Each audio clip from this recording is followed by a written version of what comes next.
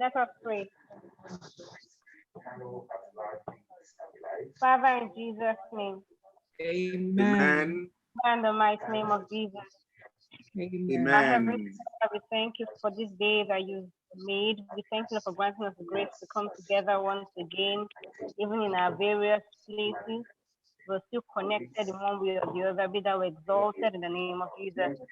Thank you, Lord, for this medium and this program that we have right now. We thank you, Lord, for the panelists and those that you lead upon in their hearts to prepare this for us. We thank you, be thou exalted in the name of Jesus. We ask, dear Lord, to go forth, even with the seminar, as we all participate and learn and commune with each other. We ask that you alone shall take all the glory in the mighty name of Jesus. And help us to learn in your presence and understand and to be able to apply it into our daily lives as we continue to in all our situations in the mighty name of Jesus. Grant us the grace to adapt. Amen. At the end of everything, your name alone will be glorified, for in Jesus' name we pray. Amen. Amen. Thank you very much, Doyin. Let me just say one or two things before we start. The ground rules. All our mics will be muted except for the host and the resource person. I hope you have jotters and paper and pen to write. Take notes copiously. Note the things you want to ask questions. You can either put them in the chat room or write them down. Our guest speaker will speak all through, and then we can interact with questions and answer, comments, criticism, even if you have one. I'm sure she can take them. I'm glad we're able to do this. I put a lot of premium on education, enlightenment, and learning. And that's why I will always encourage. I say we don't have enough good role models in this country. The role models making waves are the Naira Mania or whatever you call him. And that's why you see that every time anybody in the congregation is awarded a PhD, not an honorary one, has actually written a thesis, defended that thesis, and is awarded a PhD, I bring them before the church so that the younger ones can get to know that there is value in learning. Yes, I believe in people doing business. I'm a businessman, you all know that. But you need to learn. The day you cease to learn is the day you start to die. I will repeat that. The day you cease to learn is the day you start to die. Our speaker, by providence, I met her online about 3 weeks ago. One thing I've done, and I'm proud to say it, is that in this time of lockdown, I have done at least 12 courses online. So I expect you to be constructively engaged. By providence, I came by one of our podcasts and I listened to it and I made a comment. And she replied, "Are you Odege's pastor?" And in my characteristic manner, I said, "I am the vicar of St. Augustine's Anglican Church, Antony Village. Obaro Odege is one of my members." So she said, "Oh, I know you. I met you at my mom's 80th birthday." And what I listened to is of great value. I immediately made up my mind that I was going to ask her to talk to our youth. And when I asked her, she graciously consented to do this. Thank you very much, okay? But thank you. Let me share with you. I went for Odege's mom's 80th birthday. And as I sat in his living room, there was this young lady looking at me, and I was looking at, I know this face. I know this face, and I could not place where. Then all of a sudden, it dawned on her that she was in one of my classes at Chevron. And she screamed, and she hugged me. That's Joy, Odege's youngest sister. So I am indeed blessed to be Odege's pastor. I have had the privilege to teach one of them. One of them has taught me, and she's going to be teaching you today. This young lady, maybe not so young, she started life as a pharmacist. She's a trained pharmacist. She then went over to England, where she studied, and she has 2 master's degrees in psychology. She's the master of the mind. Her name is Oke Chine. Is that the right way to pronounce your name? Right, you're right. So Yeah. I'm going to hand, pardon me? Young cause, okay, Chinye, yes, young cause. Okay, so Oke will spend the next hour teaching us about the mind, how to best use our mind, especially at times like this. And then we will ask her question. Okay, thank you very much for agreeing to do this. You're most welcome.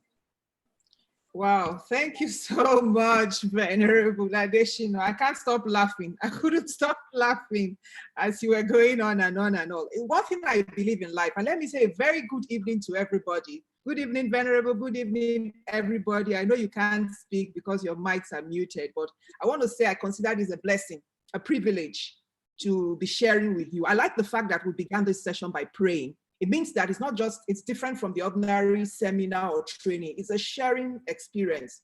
And when we come together as, you know, as children of God to share, we don't live back the same way. Now, there's one thing I believe in life, that there's nothing that is coincidence in life.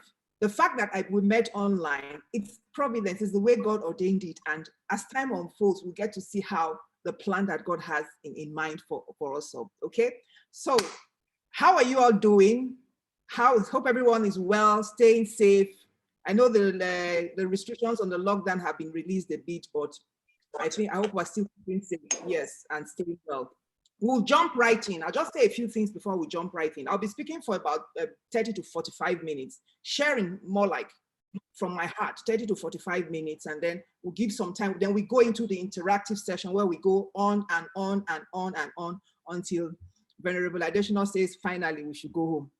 Okay, now, at some point, I'll be sharing my screen because I want to show us some things on the PowerPoint. And what we're talking about today is dare to stand out, staying relevant in the face of adversity. Dare to stand out, staying relevant in the face of adversity. Now, looking at that topic, I want to break it down into 2 parts: standing out and then the face of adversity.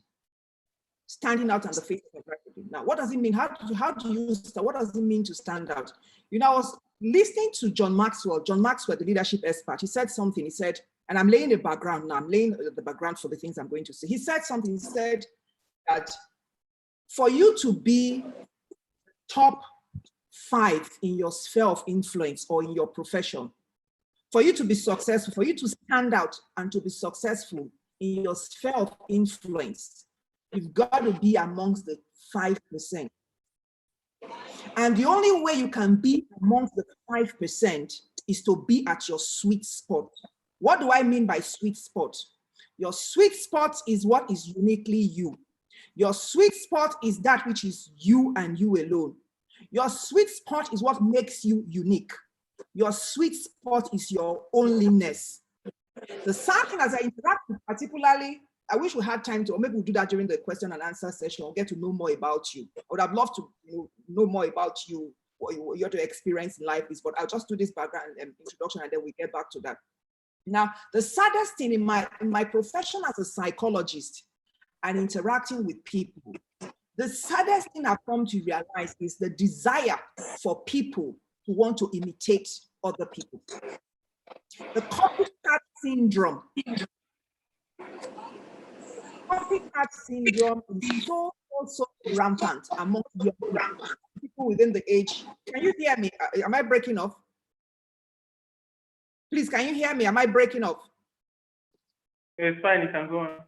Okay, I can go on now. Now, the copycat syndrome is so rampant amongst young people within the age group of, late teens to their 20s and to their 45. And I said to them, I said, the best you can be when you are copying somebody is at best a good photocopy of that person.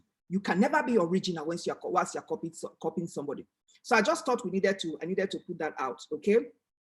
Now, let's look at the times we are in. As I said, the topic is in two parts: dare to stand out and the times we are in. Now, the times we are in are times of adversity, times of chaos. Where the picture is bleak. All we think of the crisis, the depression, the fear of death, this stench of death hanging all over the place. But I want to say this, that times of adversity can be much more useful than we think. Times of adversity can present bigger opportunities than we think. Now, I say this often, that the lens with which you are using to look at something determines how you interpret that thing. And your lens is just only one lens. There are different lenses. Remember, options are always available. The lens with which you are using to look at a situation is just one lens. There are different lenses that you can use and the lens with which you use to look at a particular issue defines how you will interpret it. Now, times of adversity present opportunities. Times of adversity can present opportunities for us. Another thing that makes times of opportunity much more relevant than we ordinarily think is that during times of opportunities, we experience extreme emotions. Extreme emotions. So you notice things you ordinarily would not notice before. So that's why you hear a lot of people say, oh, I didn't know I could do this. I didn't know I could do that. So times of adversity can be times of blessings. Now we're looking at how do you dare to stand out, staying relevant in the face of adversity. There are two very important days in a man's life: the day the person was born and the day he gets to realize the purpose for which he was created. I'll take that again. There are two best days, if I put it that way, in a man's life: the day he was born and the day he gets to find out the purpose for his existence. Now, I say this to people, irrespective of your current reality, irrespective of your station in life, irrespective of who you are, everybody born on earth was created for a purpose. It doesn't have anything to do with your color. It doesn't have anything to do with the fact that of your current reality. I know we all have different experiences. We all have different current realities. It doesn't have anything to do. If you can accept this fact, because the Bible says, you shall know the truth and the truth will set you free. If you can accept this fact that everybody was born for a purpose, it's the greatest truth that can transform your mind. It's so mind transforming. It's so mind liberating. It's so mind blowing. It makes you not to define your life by your current experiences. It makes you not to define your life by your current realities. Now I want to share my screen at this point because I want to go straight to the PowerPoint. Okay, I'm going to be sharing my screen now.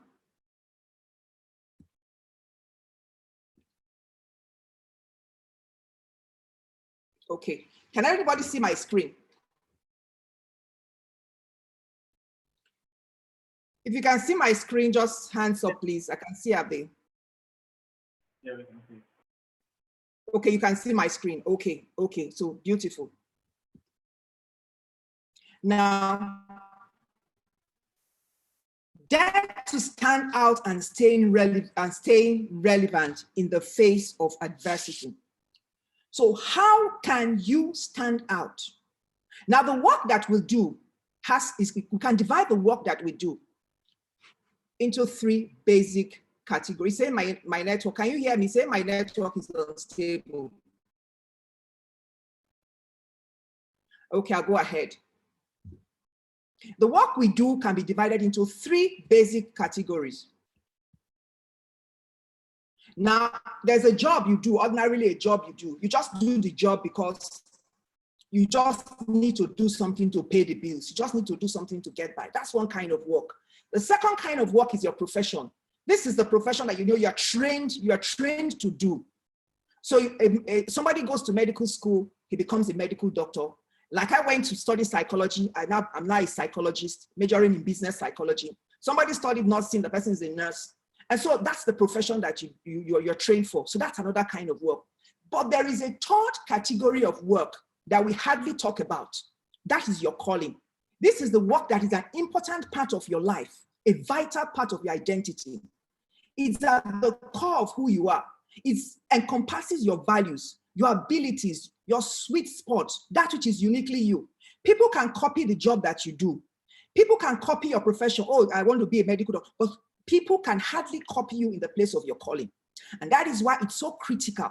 It's so critical to find out your calling, your assignment, your purpose. It's called by all these kinds of names. Now, you are more likely to stand out in the place of your calling or your assignment because you are doing work that is uniquely you. Nobody can copy. It's excellent. It's uniquely you. You are remembered by it. So, well, since we are looking at how we can stand out, before we take the second part of the topic, stay in the face of adversity, it is so important to note that the easiest way you can stand out is in the place of your calling. It's in the place of your purpose. It's in the place of your assignment. You know, when it comes to topic of purpose, people refer to me as the purpose apostle because I'm so passionate about purpose. I have seen people in the place of purpose excel. When you see a man in the place of his assignment, when you see a man in the place of his calling, when you see a man in the place of his purpose, you can't help but admire that person. Okay? So you are more likely to stand out in the place of your calling or assignment because you are doing work that is uniquely you. That is where you'll be celebrated. That is where you'll be recognized. And that was what John Maxwell was talking about when he said, you've got to be in your sweet spot. So the place of your calling or your assignment is your sweet spot. As we progress, I'll show you how you can begin to identify the place of. And I say always, the best way to do great work, you were created for. Now, when it comes to the issue of purpose, when it comes to the issue of your calling or your assignment, you don't need to go to school to identify. You only need to maybe like increase, get better at it, but everything unique to you is inside of you. From the time you were born, it was put inside of you, uniquely you, and they help you to fulfill your calling. All of this distinguish you. So when it comes to the issue of calling or assignment, how do you recognize the place of your purpose? It's by looking inwards. And God helping us this evening, we're going to critically look inwards and see what our calling is, so we can see how we can begin to stand out even in the face of adversity. Now, I need us to take a look at all of these young gentlemen and women who are in this picture. Can we see them? Who and who can we identify in this picture?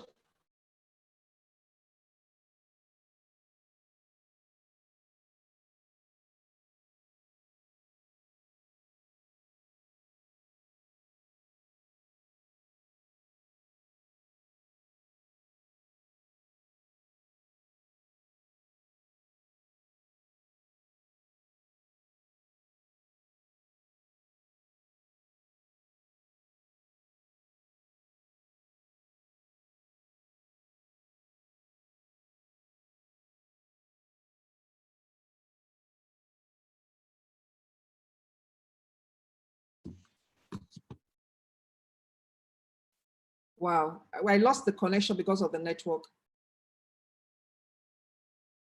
Can you hear me now? I'm back. Yes, we can. Yes, we can. Okay, sorry about that. I lost. Okay, somebody said Miles. Okay, let me start sharing my screen. Miles Monroe. What can you say about Miles Monroe?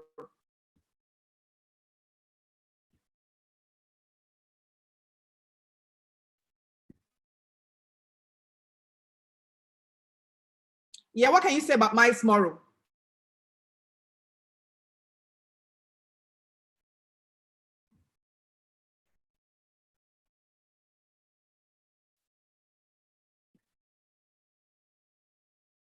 Okay. Yeah, Miles Monroe. What can you say about Miles Monroe? Somebody said Mandela, Mother Teresa, Obama. Yes. Now let me say this. One thing that's common, and that's why you have all of them here. One thing that is common to all of these people, there's one thing common. They all found the place of their calling and the place of their assignment. And that was why they were able to do work that was uniquely them. And that's why they are celebrated today. Oprah found the way of the place of her assignment. Oprah found her sweet spot. You would often hear her. Oprah was magical in her expression, in the works of her hands. Miles Monroe was excellent. I stalked Miles Monroe. I saw in Miles Monroe somebody I wanted to become. Unfortunately, he saw more. But I stalked Miles Monroe like you would stalk anybody. I listened to his messages. I read his books. I watched his videos because I saw somebody who was, in the place of his calling and doing excellent work. John Maxwell is another person I stalk. I listen to John Maxwell videos, his audios. John Maxwell has found the place of his assignment and he's expressing. Now, let me say this before I proceed. You can only give full expression to your talents in the place of your assignment. You can only give full expression to your calling in the place of your assignment. You can only stand out and be relevant in such a way that you'll be celebrated by the world in the place of your assignment. Okay? Now, let's proceed.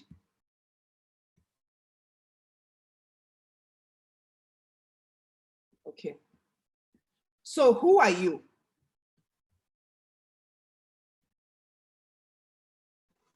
We want to begin to look at who exactly you are. And we're going to be matching it to the times. Now, this is a model I use. It's a model that was made popular by Rick Warren, the pastor. It's called Your Shape. Now, everybody is shaped for the purpose or for their calling and for their assignment on earth. If you want to look at it, if you look at an object and you want to know the reason, what an object is used for, all you need to do is look at its shape. For instance, if you pick up a spoon, by looking at the shape of the spoon, you can decide that, oh, this spoon is for packing things to, If you look at a toothpick, because of the way the toothpick is uniquely shaped, you can tell that a toothpick is used for picking. If you look at a fork as well, you can tell that the fork is used for picking. So it is with us. By looking at our shape, the way we have been shaped. I'm not talking about figure 8 now. No. I'm talking about S, your strength. I'm talking about H, your heart, what you're passionate about. I'm talking about your abilities, your personality, your identity. I'm talking about your skills, and I'm talking about your experiences. We're not going to go through all of them, but I want to go through the ones that are relevant for times of adversity, because we're looking at how we can stand out. These are not ordinary times. These are times of adversity. Okay? Now, at times of adversity, I'm going to talk about the heart first, which is your interest, which is your passion, which is your values. Now, one thing that I said was peculiar about times of adversity is the fact that we notice things more. Because we experience very extreme emotions, we notice things more. So one of the ways you can find out what your assignment is during these times of adversity is looking at your heart. And I hope we're taking note now. What in particular about this COVID-19 pandemic do you feel strongly about? You know, the COVID-19 pandemic has brought untold suffering to the human race. You know, millions of people have been afflicted. Thousands of people have died. Lots of businesses have gone down the drain. People have lost their jobs. There's hunger, there's anxiety, there's panic, there's fear, there's chaos, there's emotional turmoil, there's mental issues are coming up. The other day we're saying, because as a result of, during the lockdown, as a result of husbands and wives staying back at home, abuse, domestic abuse was on the increase. So the COVID-19 pandemic has thrown up a lot of issues. Now, if you remember what I said in the beginning, that the lens with which you are using to look at something defines to an extent your reality. So my question to you as we begin to look inwards and see how we can stand it, what in particular do you feel strongly about in this COVID-19 pandemic and all the attendant problems? What stirs your heart the most? What are you noticing? Is it the hunger and the deprivation that people are suffering? Is it the decay of the lapses in the health sector? Is it the lapses in leadership? Is it the desire? The other day somebody told me that, oh, it's my desire to see men and women turn back to God. It's a desire for me to see it. My desire is that there should be a spiritual revival in the land, that at the end of this, men and women will turn back to God. What are you angry about? Where is your pain now? What is holding your attention most? Because I tell you something, the things that you are passionate about, they are not random. No, they are not random. They form a huge part of your assignment and the problem or issue you are meant to solve. So even as we are with our pens and our papers right now, I'd like us to begin to dig inwards. What exactly is stirring your heart? You know, for me, because when I had discussions with people, it was the anxiety, the fears that I noticed more. That was what I was angry about. And that was what made me to start up what I call the Mindset Optimization Clinic. So I ask you, my question to you, even as you listen to me, is what exactly are you noticing? Okay? Now let's move on. Now I'd like us at this point to unmute the mics of everybody, because we're going into a class discussion. Can we unmute everybody's mics?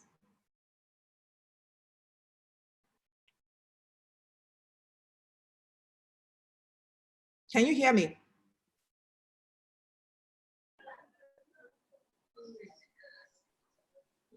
Can you hear me now?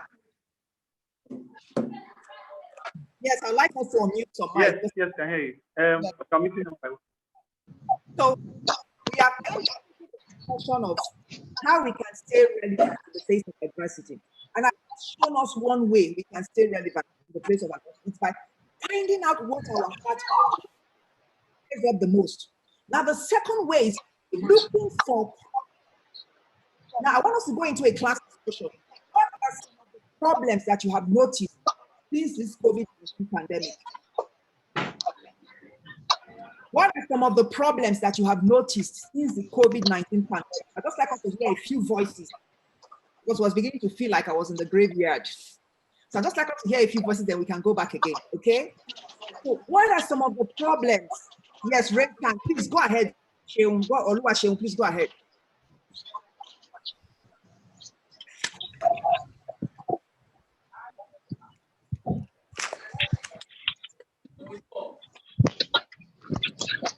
Yeah, you please go ahead.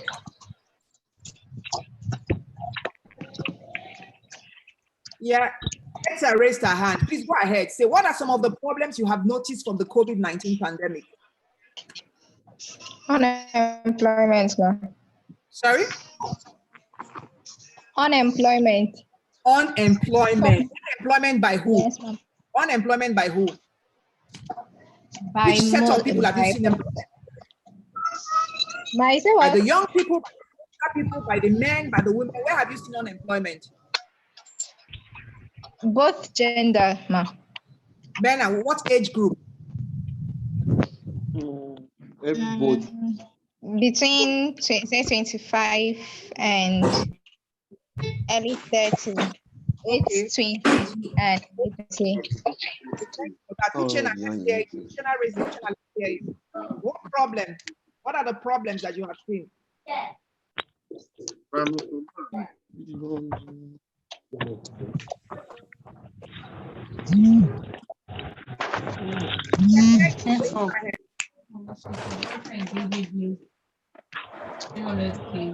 Chikosem, are you saying something? Okay, Sarah, go ahead.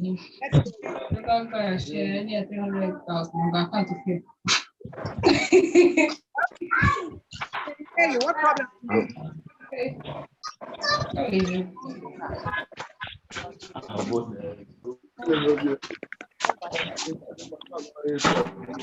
Okay, let's make progress.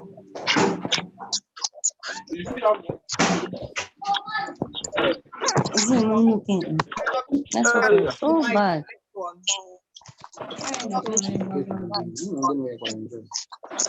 mute the mic now. Let's go on. It's really noisy. We allow everybody.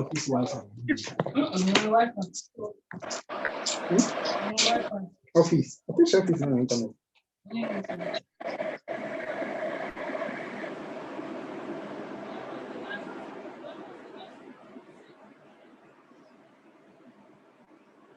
Okay. Okay, let's go ahead. Let's continue.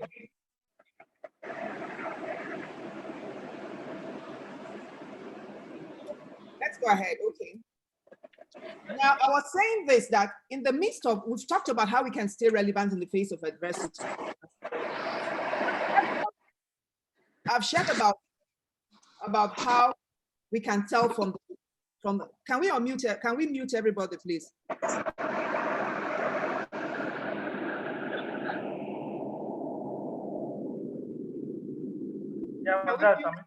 Okay, can we mute everybody and go ahead? Okay.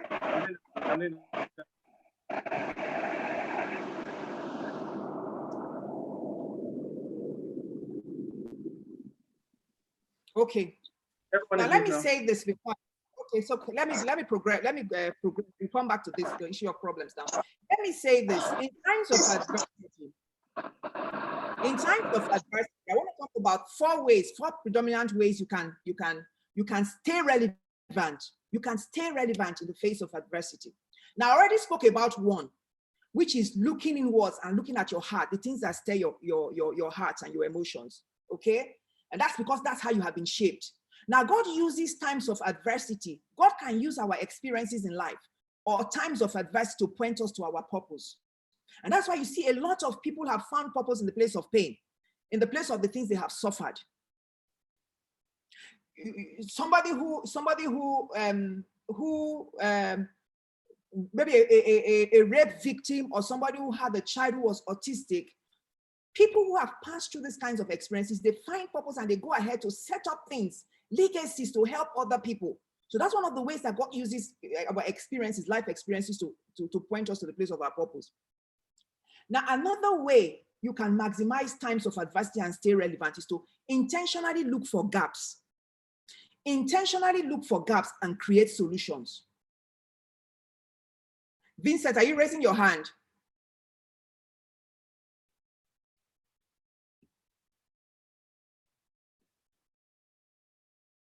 Hunger in the land. Okay, somebody said hunger in the land. Some of the problems observed, increase in substance use abuse, yes. Dealing with different shades of addiction, such as pornography, spike in rise of mental health, crises such as anxiety disorder, depression, okay. And then students are missing a lot, okay. And then unemployment, decay in the health sector, communication gap in leadership. That's great. Thank you so much. Now,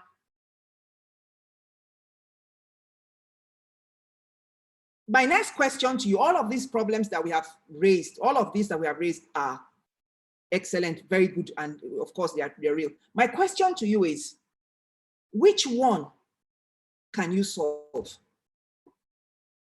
Which one can you solve? Which one have you been equipped to solve? Do you think you have been equipped to solve? By looking at your shape, your heart, by looking at your abilities, your natural abilities. What things do you do naturally? When I look at all of these problems that you have listed out, what things you naturally do well? What comes to you easily? What stands you out? What is the one thing that people look to you for?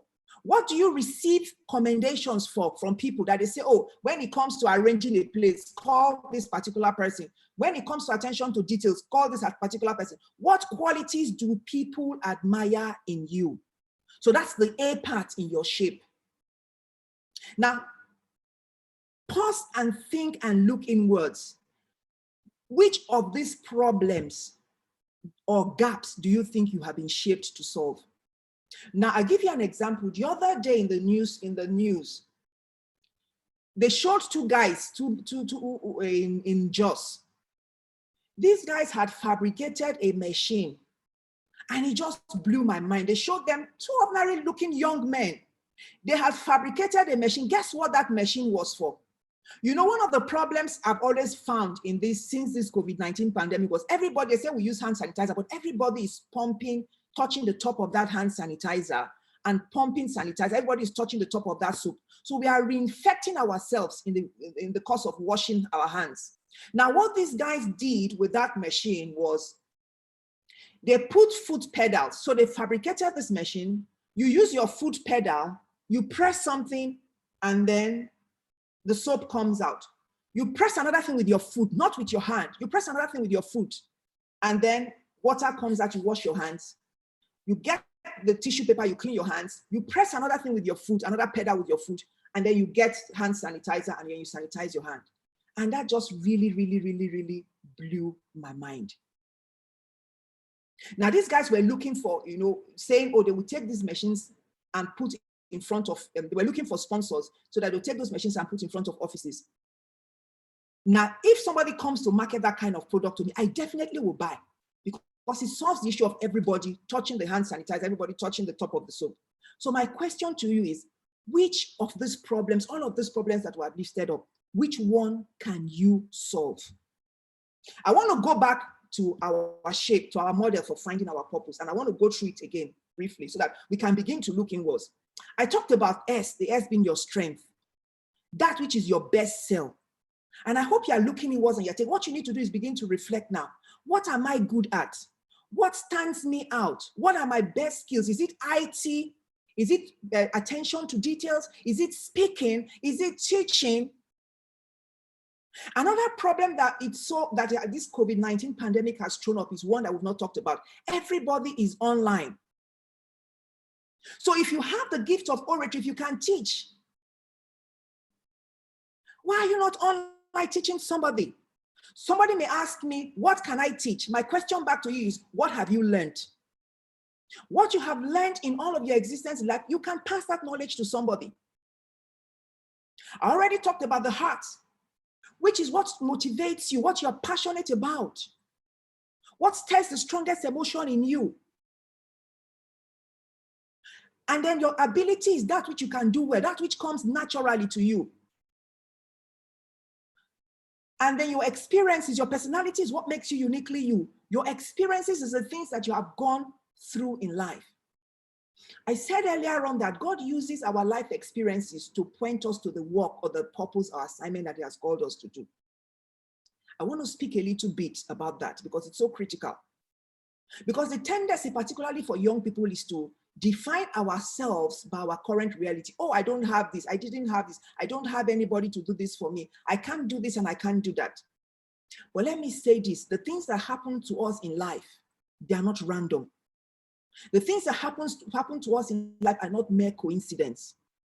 The things that we suffer in life can actually be our stepping stone to our future, can actually be stepping stones to our blessings and to our breakthroughs. And I want to give you some examples. Chigoziem raised her hand. Okay. Did you ask a question before I proceed?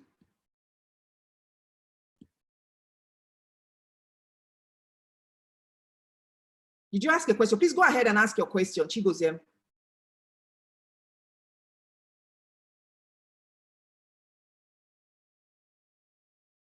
You want to ask a question? Go ahead and ask a question. I can't see a question from you here. Please go ahead. Unmute your mic and then speak. Unmute your mic, yes. When you want to ask a question, as you raise your hand, and please, as you raise your hand and I acknowledge you, kindly unmute your mic and speak, okay? So please go ahead. Good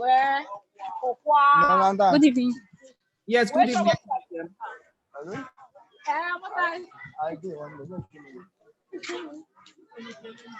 Because are you speaking? Good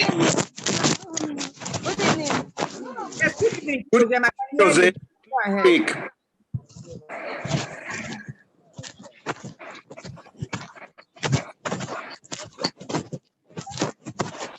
Because are you speaking?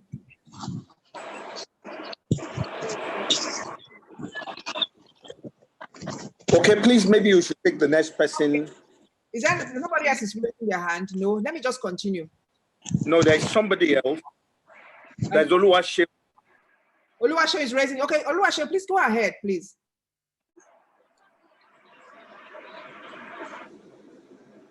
Unmute your mic and speak. Please go ahead. Once I acknowledge you, kindly unmute your mic and then speak, please. Never mind, ma. You've already addressed what I wanted to ask him.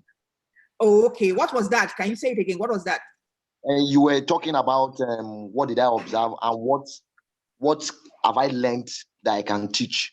No, we'll come to all of you. Okay, we'll come to all of you. I just wanted to talk about your shape, talk about problems, and then we'll come by the grace of God before each and everyone leaves this place. That's what interact. We must identify a particular problem and then tell what we can solve from it, either by our strength, either by our heart, our interest or passion, or by the experiences that we have suffered in life, or by what we can naturally do. So that will be our take-home assignment. We'll do it here. Find out. We must come up with a particular thing we can begin to stay relevant. Okay. Now I was talking about experiences, and I want to say one or two things about experiences. That please, if there's anything you're going to take away from this place, stop labeling everything bad that happens to you in life as a bad experience, because that may just be a pointer or a stepping stone to your victory, to your breakthrough. The things that happen to us in life can be our story. The things that happen to us in life, we can turn them to solutions for other people. The things that happen to us in life, we can create products and services that will make us to stand out. Because remember the Bible says that we are comforted so that we can use the same comfort to comfort those who are passing through the same affliction. People are better helped when you help them by sharing your story, not just reading from the textbook. People are better helped when they know that you have passed this. They take the things that you see seriously, and they are better helped when you tell them things that you have passed through and how you overcame them.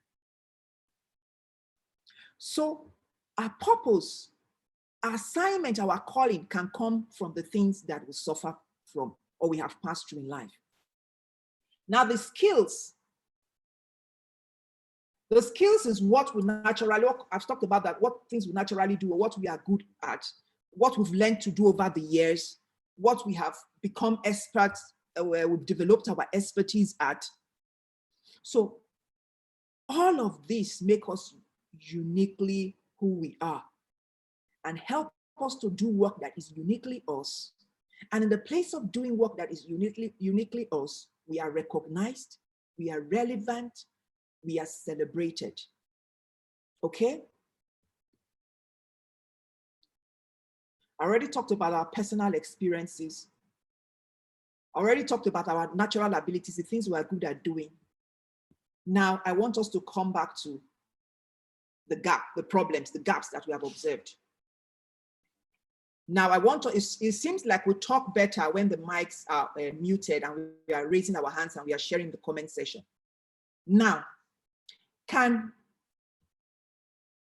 every participant look at their shape and tell me one strength, one interest, one natural ability, one life experience? I'll go now to the comment section and I will look at it. And then when we find out all of this, we will not look at the problems and do a match. Is that okay by everybody? Let's see your hands raised up. Is that okay? Okay.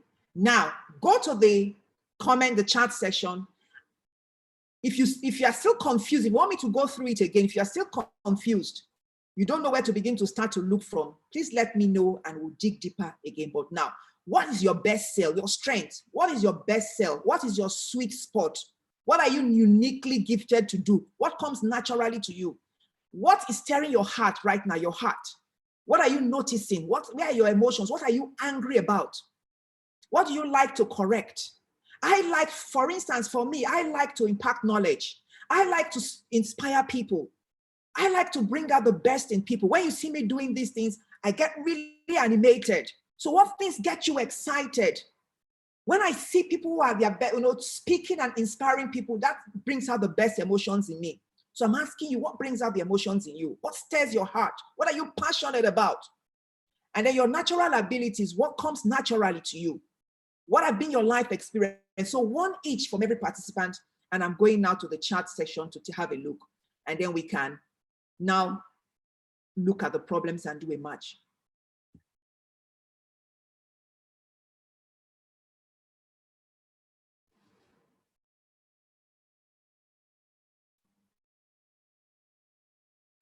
Okay, are we typing?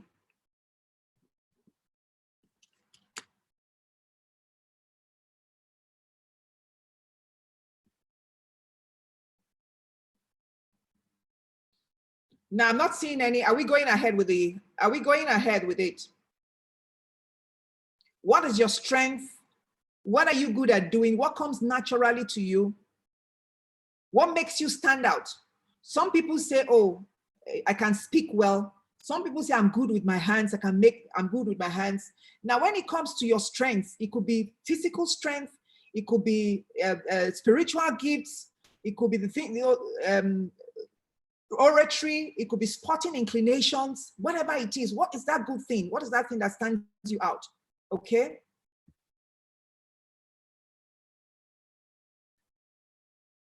Now, I'm not seeing any chats. I'm not seeing anyone making any contributions. I'm still waiting for our contributions. Can everybody hear me?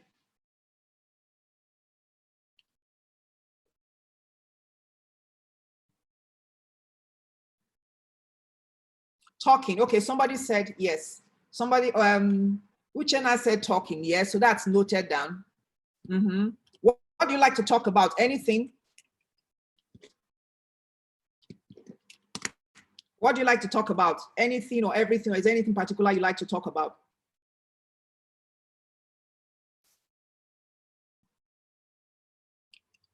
Your strength, your naturally know how to package knowledge for use. Okay. Oluwaseun says his strength. Oluwaseun says he knows how to naturally package knowledge. Oh, that's beautiful. For use and catalyzes people to bring their goals to reality. That's beautiful. Okay. Okay. Somebody says you like to talk about everything. That's great. Talking about everything. Let me say while we're waiting for the other people to contribute, let me say one or two things about talking. Now, my third child, Amanda, is just like you, Uchenna. Amanda, I'll say to people, Amanda started talking from birth. As soon as she came out, she just couldn't shut up her mouth. Now, Amanda, when she was a little girl, Amanda would talk and talk and talk. Now, even if you're going to beat her, she wouldn't keep quiet until she has finished that thing which she wants to say. She must speak her mind. She must tell you you're wrong or when you are right, irrespective of your age. She would speak her mind. Now, I used to really beat her when she was a little child because of, her tendency to talk. And I'll tell her, keep quiet, you talk too much. Now, guess what? Amanda goes to the United Kingdom to study. And that very thing which I used to beat Amanda for was the strength that she was being celebrated. Amanda went on to become a prefect. Amanda became the best in her class. Now, Amanda is going on to become, she says, I want to become an activist. Now, the things that are in us, they point us to our calling and to our purpose. Now, let's hear from the other people. So I just needed to bring that out since you talked about talking. Okay, while we're waiting for that, we've gotten contributions from just 2 people. We'll wait for 2 other people and then we go on.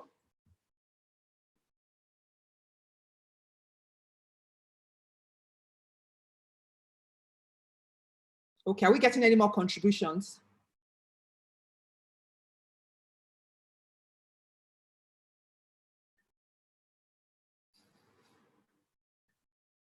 Okay, we're here seeing one. Okay, Christiana says, I help ladies gain back their confidence they have lost as a result of the state of their hair. I turn cleanse hair around. That's beautiful. That's your strength, okay? Cleanse hair around.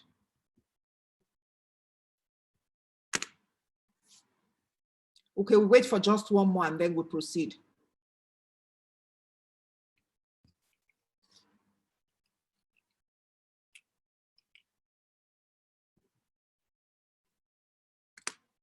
Oh, strength. Adedoyin says, this is beautiful. Adedoyin says, your strength, attention to details, okay? Attention to details, listening, writing, okay? Interacting. No, that's, you have awesome strengths. Reading and writing. That's beautiful. Okay, I think we have 4 now, so we can proceed. Okay, Shirley says, I'm willing to learn creativity, using my hands to make something new. Using my hands to make something new, okay? Oh, we have awesome, we have beautiful strengths. And now it says, I'm not trying to get things done using my initiative. I have the ability to generate creative and imaginative ideas, okay? Talking to inspire and encourage people and learning new skills. Awesome, awesome. Now, my question now to you is, how are you staying relevant? And let me commend every participant in this place. You have awesome, awesome, awesome strengths here, awesome talents here, and awesome natural abilities. Chigozie, please go ahead. You want to speak or you want to write?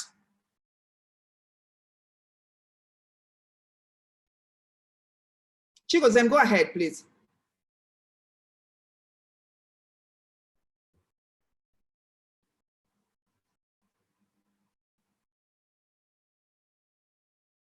Okay.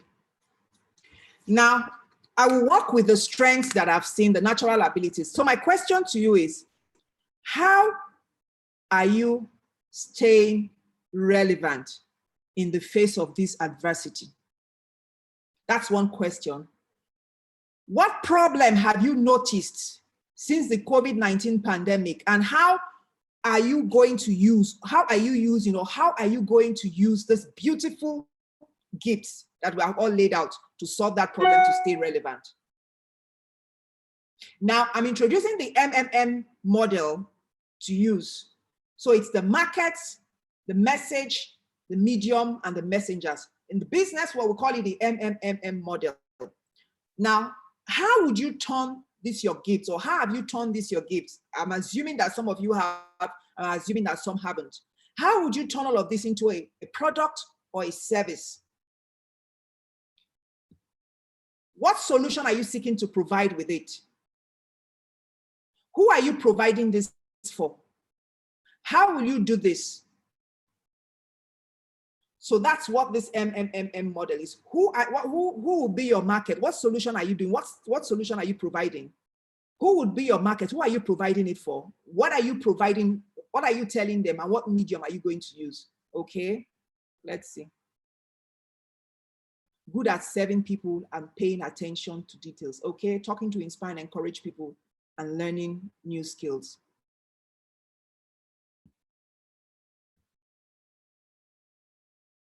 Okay, we have a lot more coming in.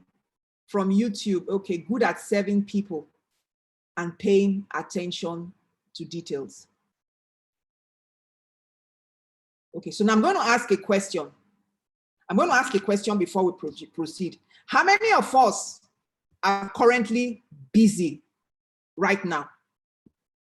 How many of us are busy, are staying relevant in the face of all of these?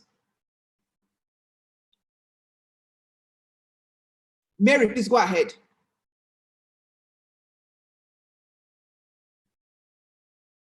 Please go ahead, Mary.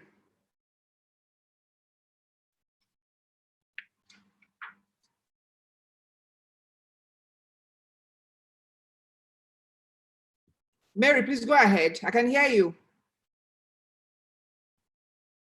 Now, how many of us are busy in the face of this adversity? How many of us are occupied? How many of us are doing things with these natural talents and natural abilities? It's very critical that I get answers before so that we know how to proceed. How many of us are utilizing our gifts? How many of us are utilizing our natural abilities to do things in the face of this pandemic? Or we are saying, oh, we are waiting for the pandemic to be over. We're waiting for all of this. I am. Can you share your experience? What are you currently doing now? Oluwaseun, what are you currently doing now?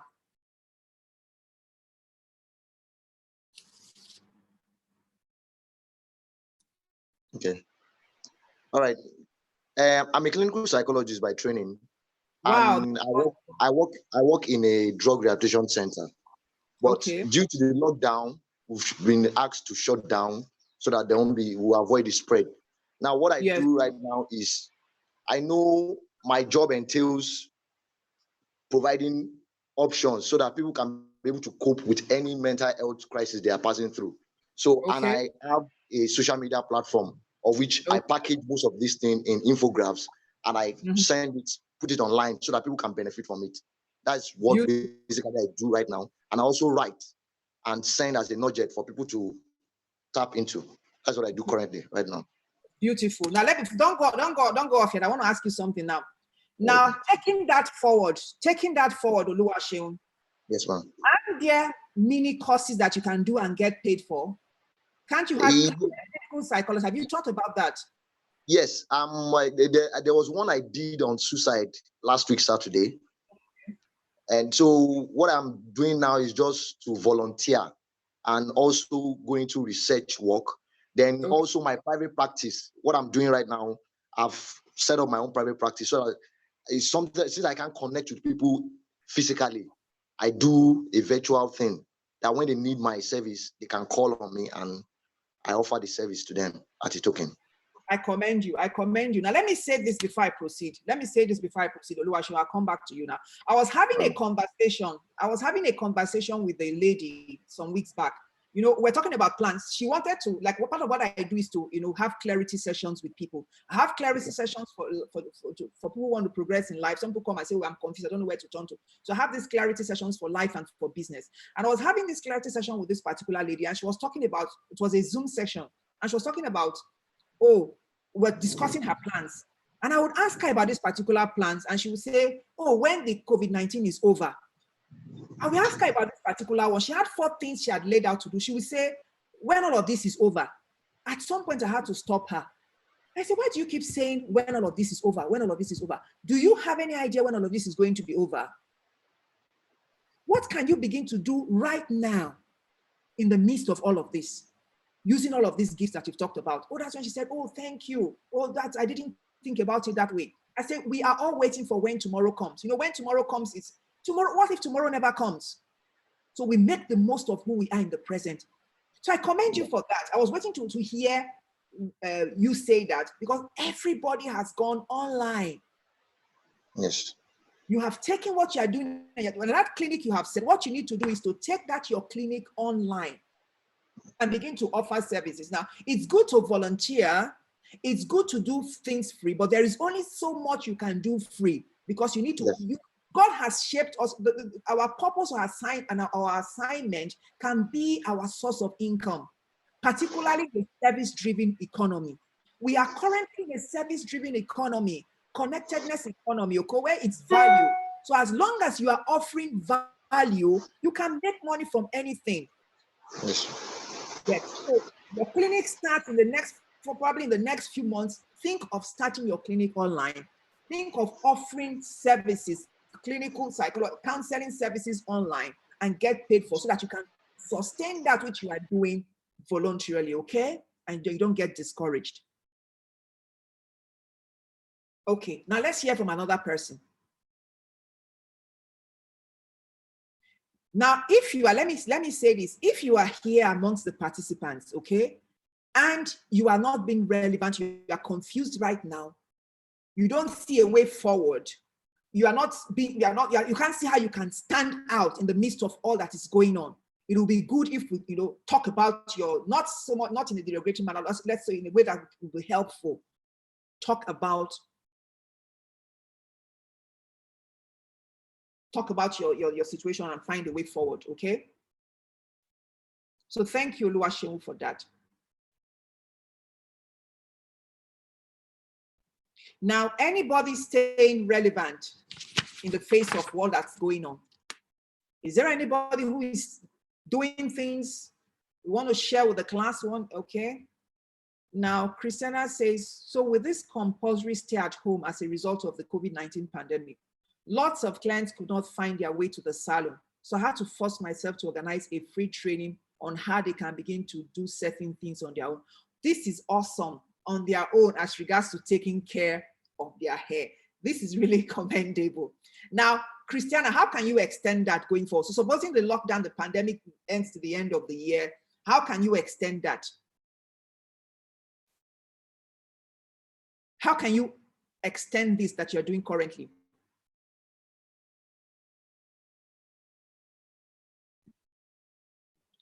How can you extend that, what you're doing currently? Because this is so awesome. I had to begin to do certain things on their, telling people how to do certain things on their own as regards to taking care of their hair. My answer to that would be, after a while of doing free training, you need to begin to do paid training, okay? And then not just going into a different aspect, not just taking care of their hair.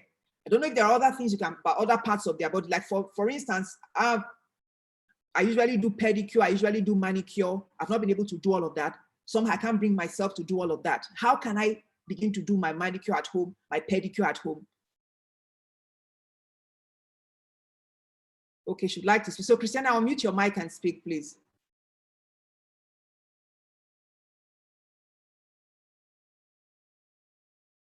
Unmute your mic and speak if you want to. Okay. Now we'll proceed. Okay, Christiana, go ahead. All right. Hello, everyone. Yes, good evening. Okay. It's indeed a wonderful section. I'm glad to be part of it. Yes, I'm glad to be part of it. So, like I said, this COVID-19 pandemic, as in, it has really, really done me good. As in, I'm just speaking on my own, from my own point of view. Like the advice you gave, that I should not let it end there. I should think of organizing a paid training. I actually did that because I haven't done it before. It was my first time of doing it.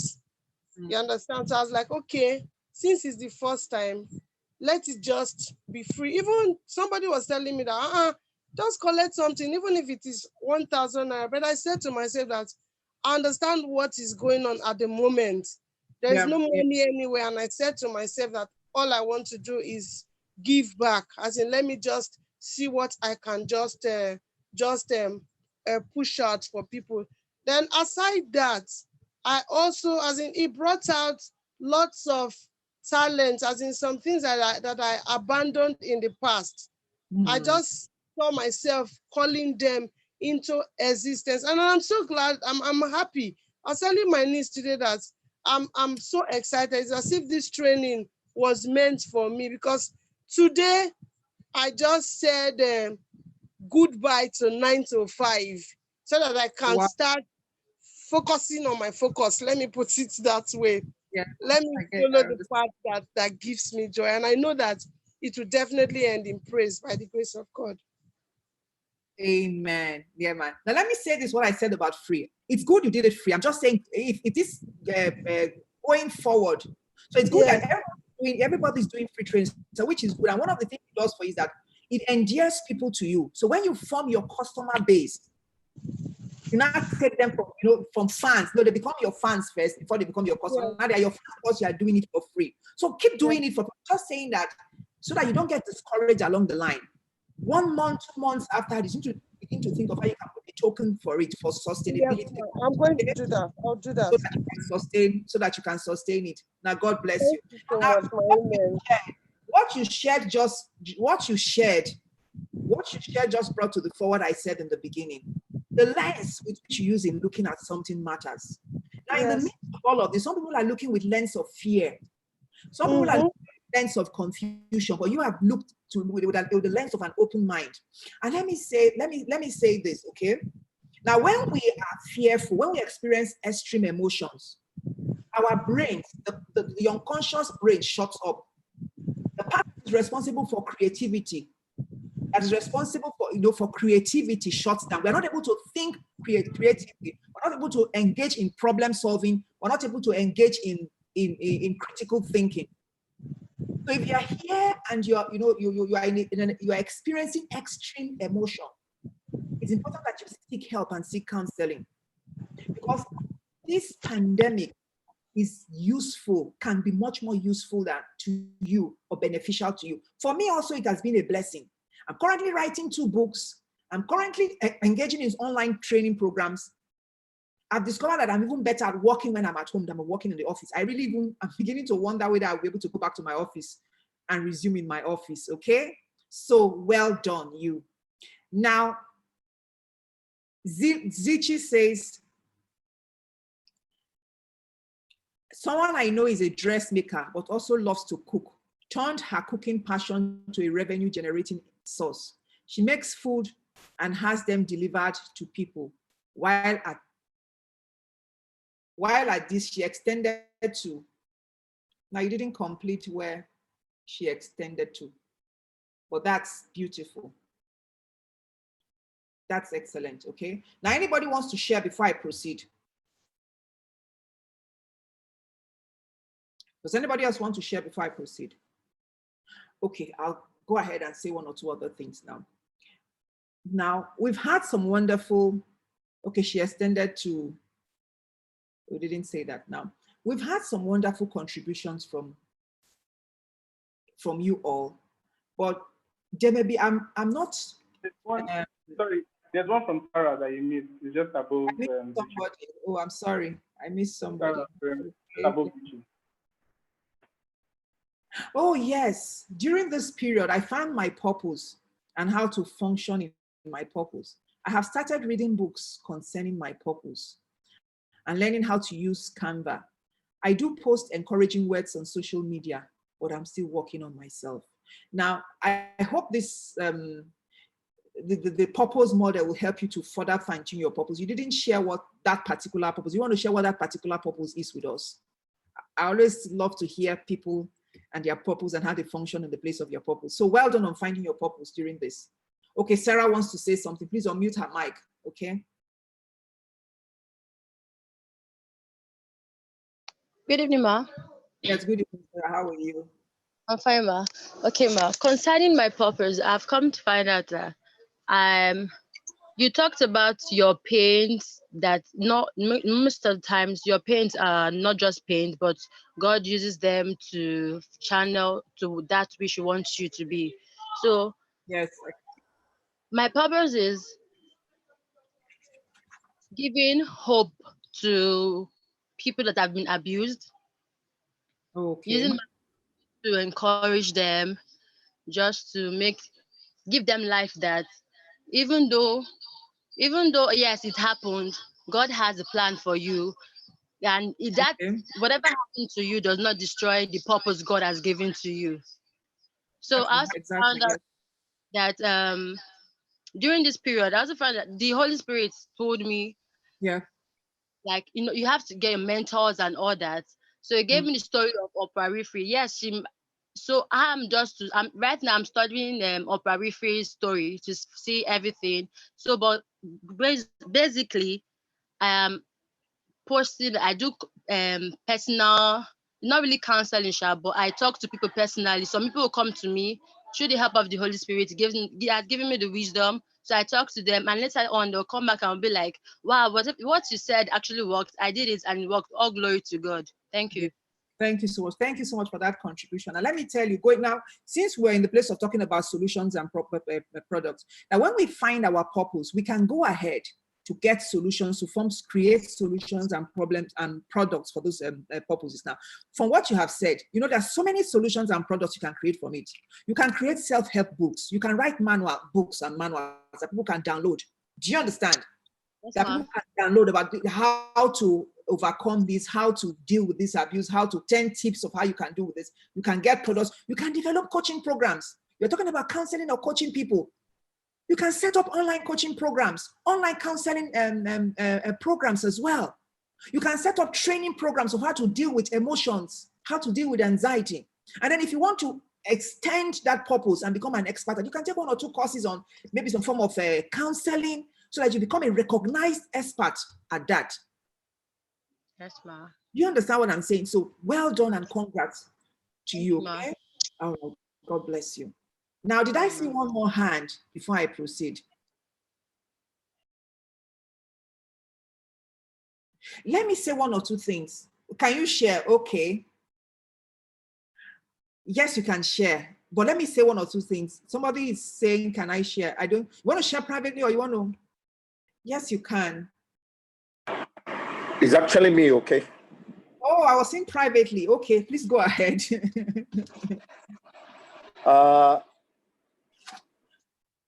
In adversity, there could be opportunities. Mm-hmm. And what are we doing when we see the gap to fill? I like to tell you one thing. I have a wife who is very, very optimistic in life. And she coined a word many years back, difficult opportunity. Is a fusion, difficult opportunity. Okay. And our philosophy is that in the middle of every difficulty, there are opportunities. Very true. So it depends on what you're looking. Now, COVID-19, I noticed that government was concerned about isolation, treatment, tracking, treatment. The gap that was missing is the psychosocial health of a lot of people. Yeah. The frontline yeah. Health workers, the patient, and their families. And nobody is even addressing that. What we did was, I belong to a professional group called EPAN, Employee Assistant. We brought together 40 clinical psychologists. And and a combination of 40 clinical psychologists and psychotherapists. And we have started a free online counseling service. Wow. You know, we have a toll-free line that my company paid for. And when we started, the beauty is that the University of Lagos Teaching Hospital decided to partner with us. We approached them and they agreed to partner with us because they had wanted to do something like, they don't want the patient to come in at this time. And not only that, just in the course of this week, one of the major private hospitals in Lagos, Pinnacle Medical Center, we do the first stage psychology counseling. Lawsuit will do the follow-up.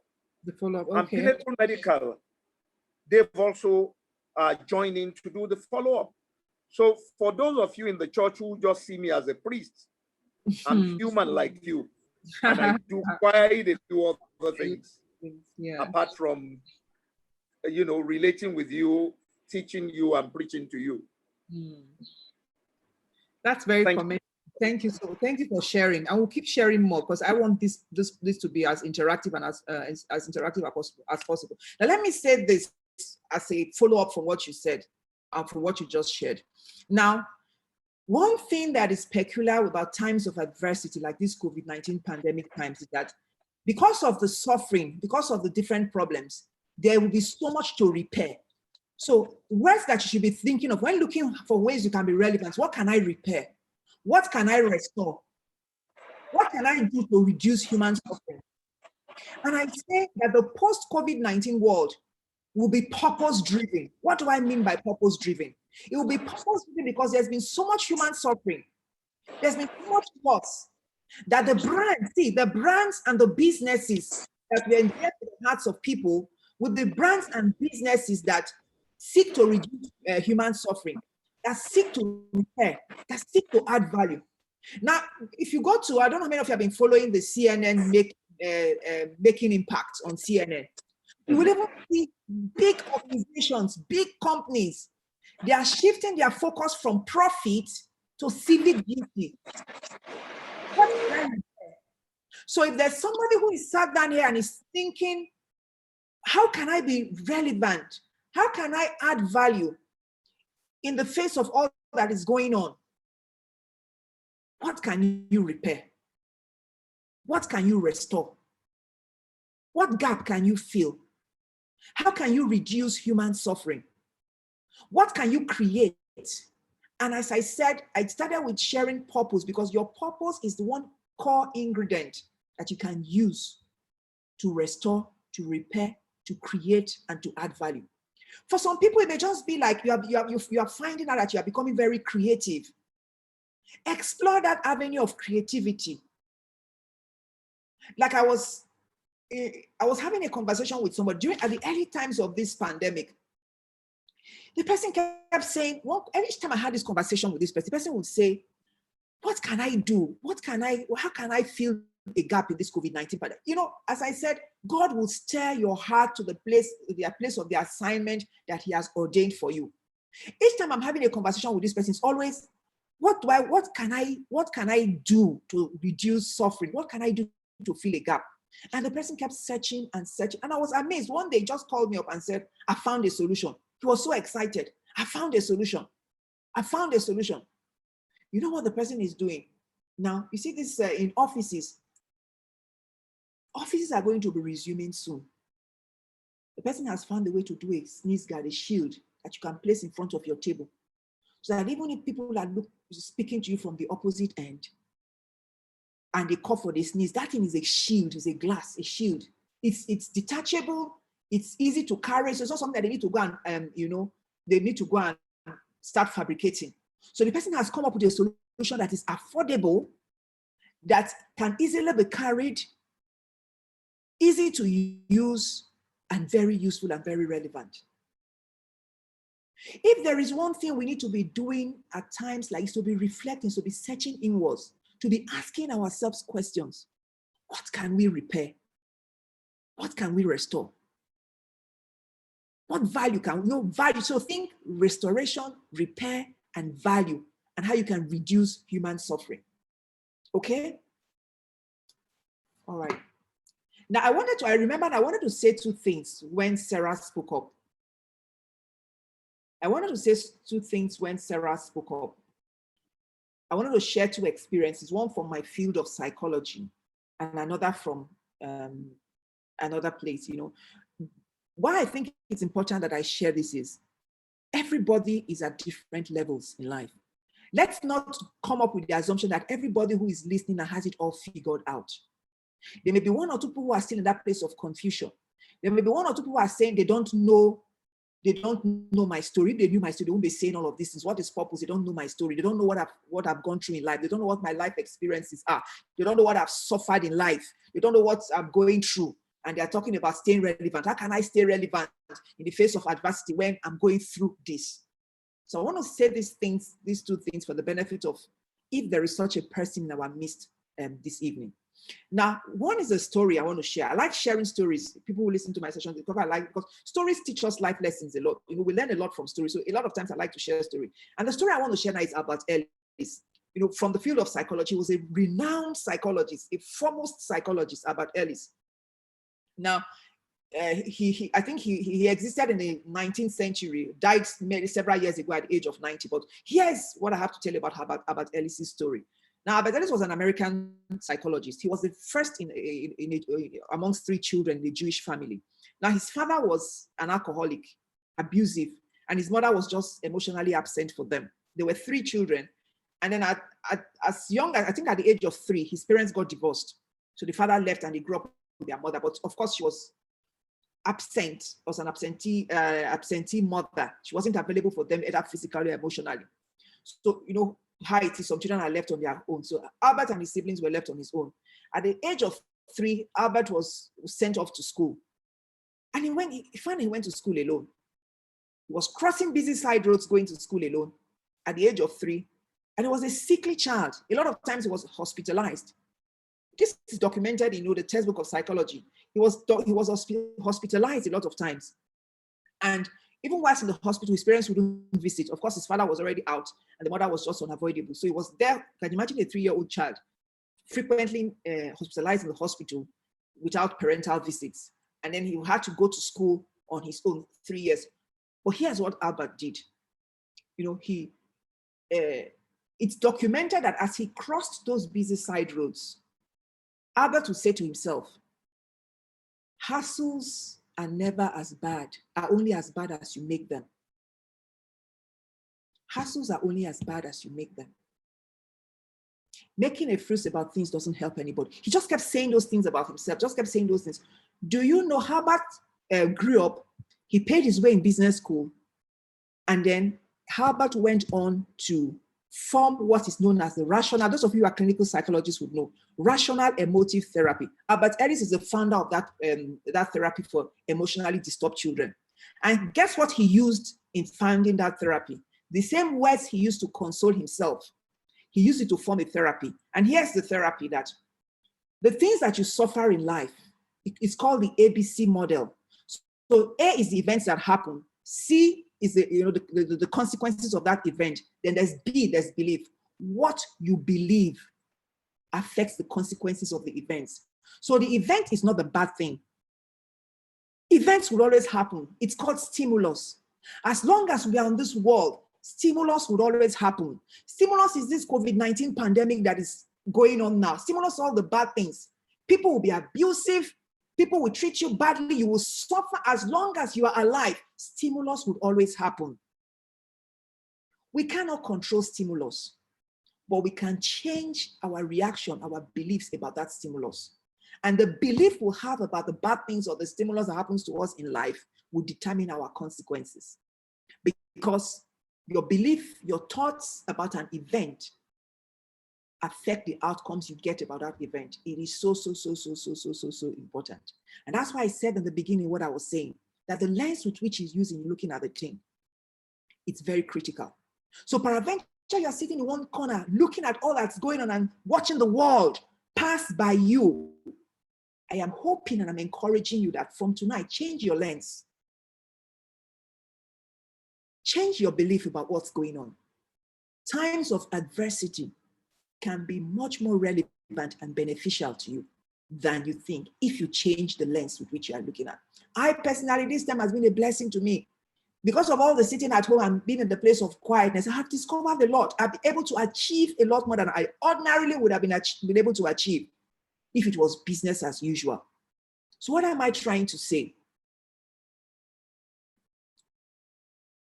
Take steps, dream, dare, and act. Look inwards. Look around you.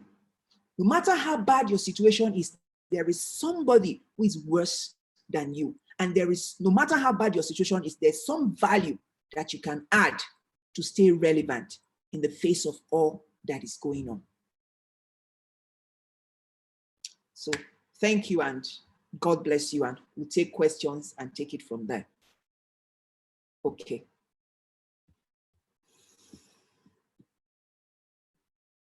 So we'll take questions now and then we'll proceed from there.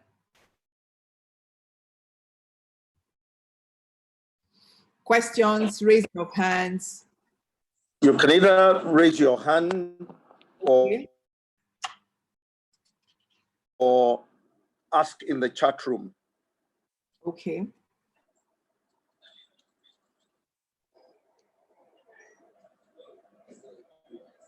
Okay, I have one question here. It says, oh, this one, I have a passion questions. Okay, this was somebody's giving a contribution. I have a passion for cooking, comes naturally, and I started online food business just before the pandemic. Right now, the business is still on. I've also been taking online culinary courses, which has really helped me advance my craft. Yeah, God bless you and thank you for sharing.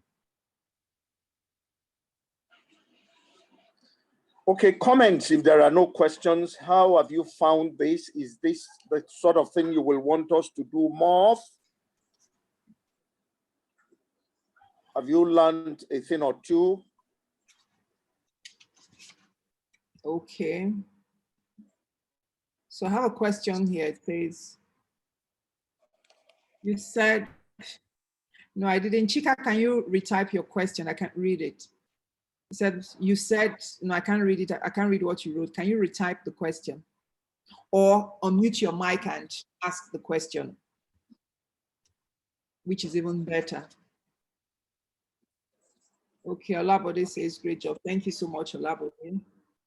My Oga Body, nice to see you, buddy. Okay, I have unmuted my mic. So please go ahead. Chika, can I ask my question now? Okay, yes. You mentioned that there are 4 ways one can remain relevant during this pandemic. Okay. And you mentioned 2, but you left out the other 2. You said looking inward and looking at your heart. And you also said intentionally looking for gaps and creating solutions. Okay, but I wanted to know what the other 2 are. So there's looking was looking at your shape, looking at where your heart, where your emotions are steering you. So there's looking for a gap. So there's looking for a gap. Like I shared the story of guys. I shared the story of the guys who found that gap. Remember the Just story, the 2 guys who fabricated that. Okay. I said also from your experience, from the things that you have passed through in life, it's one way, because times of adversity are times where people have problems. So people are looking for solution. The best solution you can give to somebody is the thing that you have passed through, learned, and overcome, and you are able to provide a solution for that person. You will remain that person's God, mini God, so to speak. If you are able to help somebody in that particular, you will remain that person's, I don't want to use the word God, but mini God. So that's the 3rd one. And then the 4th one was, what problems are available? Looking out for problems. Times of adversity pose different problems. So it may not be, you may not be interested. It may not be your interest. It may not be your passion. It may not even be an experience that you have passed through, but it's a problem that is out there. How can you solve this problem? Can you bring somebody together and so that you can form a collaboration? Let me say this about collaborations. Collaborations, just like what Venerable Adeshino talked about, see how they are collaborating. In a service-driven economy, which we are in a connectedness economy, collaboration is key. So you may not have the skill. You may not have the skill, but somebody has the skill, but you have seen this particular problem, you bring the other person and you come together and you do it. So does that answer your question, please? Yes, thank you so much. Yes. Okay. Now let me say this. I'm aware that first of all, this is unlike physical training. So and I'm aware that I've said a number of things. I'm aware that so many people may not have been followed, but can I say this, that if there is any way you're not clear, there is anything you want me to repeat, is there anything you want me to answer, or any particular area that was unclear, or you think I missed out, just like what the last speaker said, please feel free to either share it or to unmute your mic and speak so that we can take the remaining part of the session like that. Answering questions that are deep, that are relevant to you. So questions that are relevant to you. Now, Juliet says, Ma, thank you for sharing. What about this period for personal development if one can't figure out what to solve at this hour? Beautiful. Everybody should be engaged in personal development right now. You have the Venerable say he's attended how many courses online. But in the place of learning, also find out what you can give out, okay? Because remember we're talking about cooking, but because we are talking about standing out in the face of adversity, that's why I talked about the need to find something that you can, an avenue of expression. But don't kill yourself if currently you can't figure out what you need to solve. Just keep learning, keep acquiring the knowledge. And in future, you'll find the knowledge that you have acquired this time very useful. You will find an avenue of expression. That is how life works out. Okay? So Juliet, I've answered your question. So that question, one from Margaret Rodimba and another one from Bon. Okay, Labode. Okay, I've taken a Labode. Margaret says, like to have a private session with the facilitator. Can you share her contact details? The last contact details, and you can also get the contact details from the variable as well. Okay? And then, is everyone a solution creator? Is everyone a solution creator? Does everyone have creativity in them? Now, what I would say to that is, I wouldn't use the word solution creator. What I would say is that everybody was born for a purpose, was born for an assignment.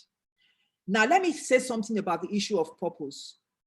And I saying this, I want to quote what Oprah Winfrey said. Now, Oprah said that your stage in life, what she meant by your stage in life was where you do your purpose. It doesn't have to be like her stage. Oprah had a world stage. Okay? Now, your stage in life doesn't have to be as big as Oprah's stage. Your stage in life could be your home. Your platform could be your community. Your platform could be even your neighborhood, even your home.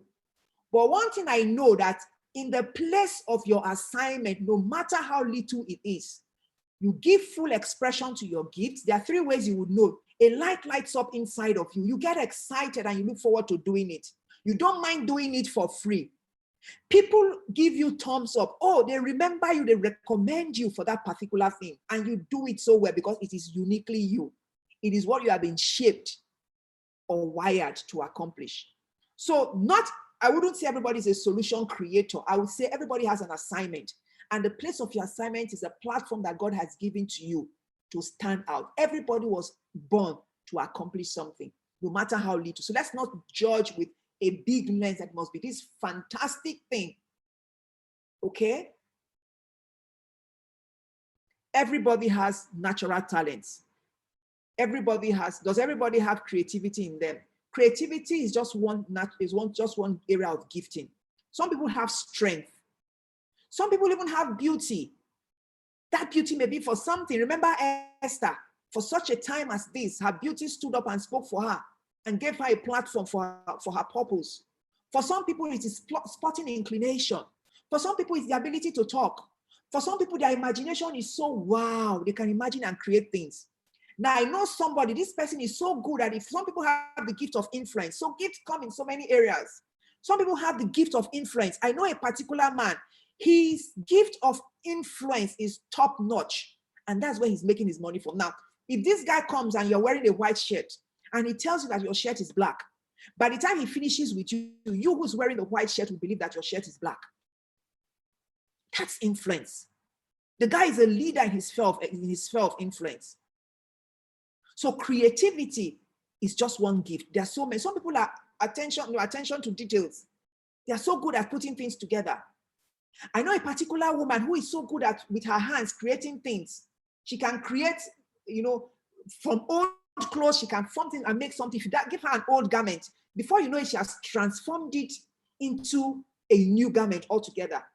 And she said to you, do you remember when you gave me this? She showed me something once, and the old outfit I gave to her, she came to me and said, do you remember when you gave me this? She had transformed that, so a garment that I felt was old and useless, she had transformed into something new. So with some people, it's the gift of their hands. With some others, it's the gift of oratory. Some people can speak well. Some people can talk well. So whatever it is, you need to find it. Sometimes it's in the raw stage. You need to harness it. You need to beautify it. You need to make it grow and make it work for you. Because the Bible says a man's gift will make room for him and usher him before great men. A lot of the times when I see, let me say this about myself. The Venerable described this, when he was introducing me, he said I was a pharmacist. Yes, my first degree was pharmacy. But, I did pharmacy because I was very good in the science. And, during our time, when you are good in the sciences, they say medical doctor. When you are good in the arts, they say lawyer, whatever, medical doctor or pharmacist. So I went in for pharmacy.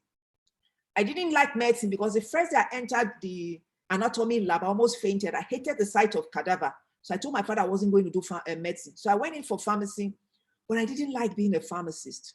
I was a pharmacist for about 3 years before I got married. I became a chief pharmacist in a private hospital. In all the years that I worked as a pharmacist, nobody told me, well done. Nobody celebrated me. But when I found my gift as an inspirational teacher, ability to impact knowledge and speak and teach people. Each time I teach, people say, you know, I'm celebrated. They say, well done, because that's my natural gift. That's the purpose, to inspire people, to help people become their best versions, to equip people, to put knowledge. And that's why I'm so hungry for knowledge. I'm even thinking of going to do a PhD. So your purpose stirs you, because God will not steer you in the direction unless he has made provision for you there. So to answer your question, creativity is just one of the many, many natural talents and areas of giftings that we can have. Okay. Another question, comment, addition, any other area you want us to quickly, before our time goes up, I want us to quickly look into any area you want me to touch on more, or let's hear. Okay. Is there any comment? Okay, we can't take it all today. In one day. Yes, I agree. But you can be sure that when we are praising God that COVID-19 is over, I'm going to bring you back physically. Physically. The Lord tarries to St. Augustine's to interact one-on-one with our youth. If you agree with me, unmute your mic and say yay. Can you hear me? Yay. Yes, yes, yes, yes. All right, you can mute it now. We will really like to have you back. Like I said, I like putting before youth in every church I work role models, mentors, and people who can impact life positively. And that you have done today. I really must thank you. Thank you. I'm engaging you for another assignment immediately. This one is really not mine. But if you want me to keep my home, you will say yes. It's really. Pardon? I didn't get the last statement you said. I didn't get it. I said, if you really want me to keep my home, you will say yes. Is as serious as that? Is it? As serious as that, because it's my better half that is asking that you will talk to the children, the students of Corona Secondary School at your convenience. You know, when you are able to do this, let me know. Give me the time. I'll pass it on to her, and then we'll look at it. School is online now. Yes. Yes. We need more people like you. And now, talking of relevance, what I didn't say when I was sharing is that when people got to hear about what we are doing, I have been invited to do television interviews. Wow. And there was a gap that I saw. Yeah. That through the instrumentality, collaboration of the professional body I belong to, we are filling this gap, and that gap is beginning to give me relevance. Wow. One of the reasons why I came late is that I had to go to a television station today for another interview. So you are gifted, all of you. Yes. Our areas of gifting are different. Yes. You have strength. The question she asked is, who are you? Find yourself, find your gifting, know your strength, play in the area of your strength. There's no way you are playing in the area of your strength that you will not be a solution provider, that you will not be adding value to somebody. And once you are providing solution, once you are adding value, you are becoming relevant. I want to thank you and thank you and thank you, okay, for agreeing. Again, to buttress what she said, I acknowledged her. I affirmed what she's doing. I said, well done. And that's why she's with us today. Well done, okay? Thank you so very much. Thank you. This is the first of many of such invitations. God bless you and yours richly. Amen. Amen. Let me just say a few words. That's something that just dropped in my spirit now. Ideas don't come fully formed. Okay. So sometimes an idea drops into your heart and you are saying, you are ashamed. You are saying they will laugh at me. It just dropped in my spirit. So there may be one or two people who will benefit from you. They'll say they will laugh at me. The other people are doing big things. I'm the one doing small. This is just me. They will say, well, who will even like this? Who will even? So those are the ways. Maybe another time we'll talk about mind viruses. The things that limit us. The giants are the internal giants. We are our own worst enemy. They say when you want to see the person holding you back, take a look at the mirror and it's you. Those fears, I'm not good enough. Who told you are not good enough? Who said so? So ideas don't come fully formed, but as you step on, it begins to open up. Just all you need, just enough light for the step you are on. And once you take that first step, it just opens up. So thank you so much. It's been a blessing. Thank you for the coming together. Thank you. We will all unmute our mic down and we will say the prayer of grace together. Yes. Everybody, please unmute your mic and we will say the prayer of grace together. Grace of our Lord Jesus Christ. The grace of our Lord Jesus Christ. The love of God, and the sweet fellowship of the Holy Spirit. Be with us now and forevermore. Amen. Amen. Thank you all. Have a pleasant evening. May what has been spoken be seed of life unto all of us in the name of Jesus. Amen. Through this, may we fulfill our purpose and fulfill destiny in Jesus' name. Amen. Thank you very much. God bless you. Amen. Amen. Bye, everybody. Bye. Bye.